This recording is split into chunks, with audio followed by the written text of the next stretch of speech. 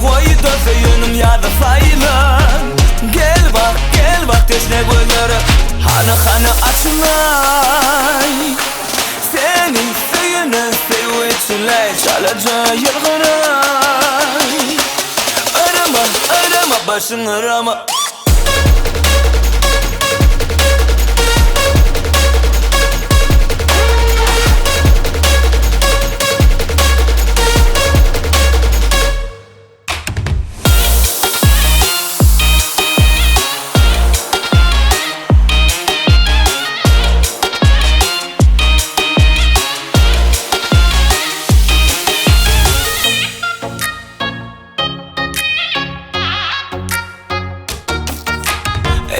Aşık yali Söyleli Baktığıma tapalı Arzuları yeteli Koyamış dur hem de Leyli bolalı.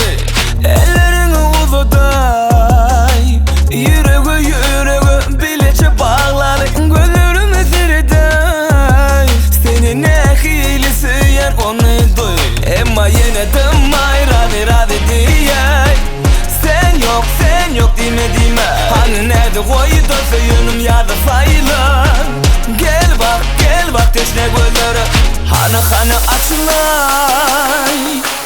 Senin söyünü sevveçilay Çalaca yılgınay. Arama başın arama.